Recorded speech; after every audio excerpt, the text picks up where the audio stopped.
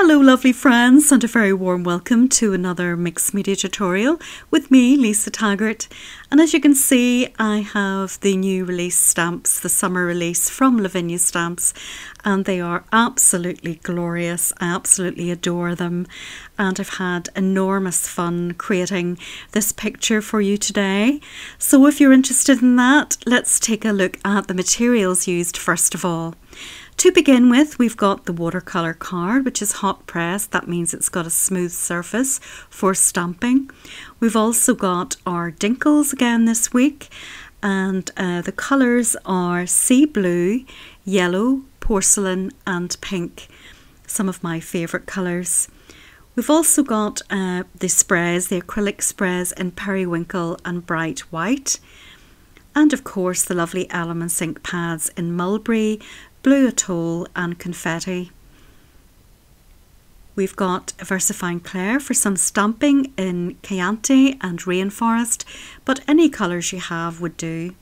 I've got a mister or spray bottle, any spray at all would do for water. We've also got the blue masking fluid and a little brush for that. A water brush and a dark colour pastel pencil. Any dark pencil of course would do. We've got some Posca pens. First of all, we've got the yellow sparkle, and then we've got the turquoise, the green and the white. We're also using the Zig Clean colour markers. As you can see, I've got a couple of blues, a purple, a light purple and a sort of olive green. I've also got a red, an orange, a peach and a pink. And there you can see. And they're for no particular set. Finally, we've got oranges and yellows along with that. I'm using some salt in this week's project, which is quite interesting. Also some sparkle in the waterfall stickles. And that's that. Now moving on to the stamps. And we have all of these. I've used one from the Bumble Hums, which is absolutely gorgeous. I've used both Bumble and Hum. I absolutely love those. We've got Shadow Bloom, Flower Divine 1 and 2. We've got Moss Flowers, and finally the Gyp stamp for a little bit of texture. So if you want to convert all of those into something that looks a little bit like this, just keep on watching. To begin, we've got our watercolour card cut down to 9 by 7 inches, and we're going to start off with some stamping. I've got my Rainforest VersaFine Clair permanent ink, and really any composition would do. I'm just really thinking which flowers I want at the front, what sort of heights that I want. And I'll be using the masking fluid as I go along in the process of stamping, but I want to build up the height gradually from the left hand side, and I'm having to think about which flowers will be to the foreground. So as I go along, I'm using the masking fluid, and all you do is brush that on and leave it to dry. There we are. Next up, we've got this absolutely glorious stamp. I really adore this one, and as you can see, it's slightly overlapping the large flower, which means that when the masking fluid is removed, the second flower bunch will be in the background. So I'm taking this next flower, which is absolutely gorgeous. I'm not sure if it is 1 or 2, but I want it to have some height. And don't be afraid of raising your stamps even if the stems don't reach the bottom, because as you'll see, I take my dark pencil. This one happens to be a dark sepia pastel pencil, but anything will do, and just draw it in and make it look as if it goes to the bottom.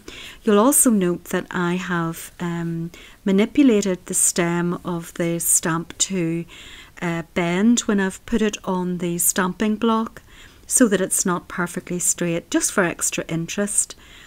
Now I'm moving on to the moss stamps again, the moss flower stamps, and I'm really deciding to put a bunch of flowers in this portion of the composition, but anywhere at all would do. Just put them wherever you like, really.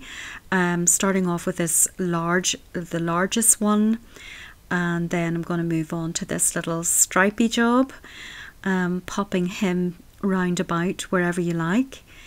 And the good thing about Lavinia Stanza is, of course, that it's the land of magic, and nothing has to be particularly realistic. Everything is magical. You can create whatever composition you want, really. Ultimately, it's all up to you, and it's such fun, really, just to see what happens and stamp to your heart's content. So that's enough for the second portion, and I'm going to colour, or not colour them, paint them in with the fluid and allow it to dry. And I'm moving on to the final section of stamping, and this one is slightly off the card, just a portion of the stamp this time, just to balance the side. And now I'm taking these magnificent bumblebees, which are absolutely my new firm favourites. I know I say everything's my favourite, but I absolutely adore these little bees. They are so delicious, and the detail on them is exquisite. And don't be surprised if you see these being added to very many of my projects going forward. So now fill in those with the masking fluid as well, and wait for it to dry. And there we are, the masking is complete. Now I'm taking my Dinkles. There is a little hole at the top, and a bit like sprinkling salt and pepper. It's like cooking this part. Just a tiny amount sprinkle onto the top half of the page. Now that was yellow. I'm popping in a little bit of pink. I started with the white. The reason I use white is that it mixes and tones down the colours. I want a little bit of blue at the top and some at the bottom as well. Next up, I'll take my water spray and start misting that and seeing what I've got. Now at this stage, if you just want a mottled background, you can leave it at this stage, but I want to keep on spraying water onto it because I want it all to mix together. I want to live dangerously as usual and see what happens. I'm also mixing it with this periwinkle colour because I absolutely love this colour, and I have a wee bit more control over where I put it. Now, I want it to all soak down to the bottom. I don't really want there to be a massive amount of colour at the top. So I'm taking my kitchen towel and dabbing the lines or the streaks off just gently at the top. And now taking the white acrylic spray and allowing that to help do the blending for me. So that's a top tip. If you have colour that is too saturated or needs to be toned down, you can use the white just to spray on top, as I am doing now. So that's grand. It's blended nicely. And now, while it's still wet, sprinkle some salt, any kind of salt. It can be the small grains or the large grain, as long as it's not your kitchen salt. As you can see, this is very mucky salt, and it's used just for crafting. And what happens is when you leave the salt on it, particularly for a long period of time, it absorbs the ink from the page, and when it's dry, as it is now, it will leave all this textural background pattern, which is rather lovely, and you never know what you're going to get. I had hoped that it would be more textured to the bottom. I've rubbed the salt off now, and it is perfectly flat. And I'm moving on now to another great technique, which is the watercolour technique. That's where you use the Elements ink, which is water reactive, and you stamp after having spread some water on top, and what you get is this ethereal sort of watercolour blended inky stamp, and that's what I'm after. I'm taking mulberry next, and this is one of my absolute favourite colours, and I've decided to have a darker one on the other side. And really you'll see my choice of colour is dictated by what colours more or less are underneath. I'm keeping my warm tones to the right hand side and the cooler tones to the pinks and purples on the left. So I'm using mulberry again for this one, and I had this idea that I wanted to have these misty, ethereal type nondescript stamping in the background, so that they really are adding some textural interest but not completely at the front. And bear in mind as well that the masking fluid still hasn't been removed, so you can stamp over the top of the flowers and they will just go to the background. Now this one I think I put a little bit too much water on, but that's fine. Just take a piece of kitchen towel and mop it away, and that it presents the desired effect, I think. So next up I was convinced that I wanted an additional flower. The problem is it goes in a place where there's some lovely texture, and I was very much in two minds about whether to put this down, but the composition I thought required a flower there, so I did it anyway. Hey ho, you get what you get, and you take a risk, but it did cover over that lovely texture, which is a shame. Now I'm taking Della Blue, which is another favourite colour of mine, and adding some purple back in that corner. You don't see it very much, but you know it's there. So that's that part complete, and it's now dry. And I've taken the Chianti colour, which is another lovely colour. It's a deep red colour, and I'm just stamping randomly this beautifully fine little stamp. It's called Jip, and it's again all adding to the texture. The idea is this is a flower meadow, grassland, just wild flowers, whatever, and that gives you some nice grassy texture in the background. So this next part is the removal finally of the gum.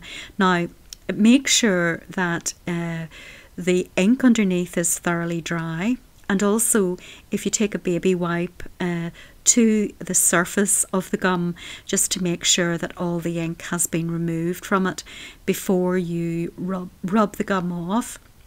Also, I'd recommend that you don't use the one finger when you're doing this, otherwise you end up with a little blister. How do I know that? So use different fingers as you go along, and don't forget the bumblebees. So there we are, it's all ready for colouring. We've got our lovely white card. I went ahead and tested some colours out, and you don't want to see me colouring the whole thing. So what I'm going to do is take you through the flowers in each category, if you like. So I've got my red, my pinks and my peaches. I've got purples and blues. I think I have another blue at some stage as well. A couple of yellows and an orange. And also the sparkle pen, and this is the yellow Posca sparkle pen, and a water brush. So we'll start with the glorious large flower at the top, which is going to be one of the feature flowers. And I start with the dark colour. This is a deep red, and basically mix it then with the pink. This one's called peach pink, but it's not very peach actually. The other pinks are more peach. I apologise that I can't tell you which particular set these are from, because mine were bought over many years and were bought, some of them individually, and so my collection is very much a mix of the sets. And as you can see now, I'm taking the water brush and just blending those colours into each other. Now the good thing about the Zig Clean colour markers are that they blend into each other very well without the water pen, so it's really a personal preference whether you just want to stick to the pens and leave the water out. You could also keep the little lily shaped flowers pale pink, that would be lovely too. But when I did the first one, got carried away, got very deep, put lots of yellow and orange in it, and it ended up being quite deeply coloured, but a pale version would be lovely too. and also I think the picture needed dark as well as light, so it is what it is, and it ended up being orangey red. So I carry on with the water, blend it in, and then go over the top with, that's a yellow, a pale yellow. And then finally, when you're happy with that, take the sparkle, this one's the yellow sparkle, and dot it around wherever you fancy, really. And must say, this really does lift every flower and makes it twinkle, and it's such fun to do that. Now, so I'll show you how I did the little flowers in this section, starting off with the pink, just like that, and then using the water brush again to blend that out. And of course you could just leave it like that, and it doesn't need anything further, but I wanted to add a little bit of purple because I'm always conscious that I want to balance the colours in the painting, and there's a little bit of purple down the left hand side. Now I've taken the red just to darken down the centres, and then of course some sparkle after that, something like that. But of course you can use any colours you want. Your picture won't be the same as mine, it'll just depend on what you have below and how your Dinkles and sprays have mixed, etc. Doing the same again. I thought we'd have sort of yellowy, peachy colours in this flower, and I'm sort of sticking to the same colours for the same flower type, more or less. So this is the wide plain flower with the border, and as you can see, I'm just using the sparkle pen to go round the outside of it, just because you can. Moving on to the stripy flower, I'm going to do purples and blues in this one. Just, that's a nice combination. I think I end up finding like a cobalt blue and add that in towards the end as well. You can see there's a little bit of bleeding has gone on there, but I don't mind. Whatever happens, happens, and it all adds to the interest of the painting. Similarly, the background flowers, if you want to fill those in, that would be good as well. I've done that already in some of them. And now you don't have to wait for me for many hours colouring in. I'm going to go ahead after I've done this little bee, which doesn't need very much colouring at all. Can't tell you how much I love this little bee, or the set of bees. They're just so beautiful. So blending that in, and then using this pale blue for the wings just to give them a little bit of dimension. And I think then finally we use, of course, a little bit of sparkle so they have a bit of twinkle. And then I'll go away and complete the colouring in, and there we are. That's it done, and you can see, I mean, any colours would do, whatever you fancy, and you can see that these stamps are so versatile. You can colour till your heart's content. I'm taking now this dark pastel pencil, but an ordinary pencil would do, or a black fine liner, and I'm really just as you can see, filling in some stems just so that the flowers aren't floating. Of course, this isn't a realistic depiction of a flower meadow, and you know, you don't have to have stems. You could also draw little leaves or use your leaf stamps. I wasn't able to find the type of leaves that I wanted, so I'm quite fascinated by sort of grassy meadows. As you know, I do this a lot in my pictures, add in grass with the Posca pen, so that's what I'm doing here. It looks a bit scary at this stage and to be honest, I was thinking, oh dear, what am I doing? But it needed something, I thought, just to draw it together and give it more interest and more sort of liveliness. So I'm starting off with the turquoise, and I'm adding a few bits of green, and in the end up I refined it a bit more, the stems, I broadened them out, and I added the green on top of the turquoise and was happy with how that looked. So there you are, lots of grass and stems and all mixed in together like a wild flower meadow. So next up, I like this technique, it is to add some splatters, and again this, like the grasses, helps add to the vitality of the painting. And really, if you haven't done this before, it's a lot of fun. It is a bit random, and you just get a heavy paintbrush and splatter the pen, and the little specks of white acrylic paint come out very randomly, and it's a lovely thing to do. You could also use black and or gold as well, or a mixture of the three, and I covered my little bees there. So there you go. I think that's more or less it. Oh no, we have our sparkle, of course, how could I forget, and adding the obligatory sparkle to wings of any description. It's a must. So this sparkle is called Waterfall, and it's like a goldy pale blue, and it's very nice. I decided then, I don't know if I mentioned, I put an extra little bee in there nestled away just to look like a little distant bee in the background. I thought that helped the composition. So obviously I filled in his wings as well, and now I'm just adding to all the centres of the flowers a few little dots in the background, just to add to the interest of the piece. And there you have it now. It's complete, and that about wraps it up for this week.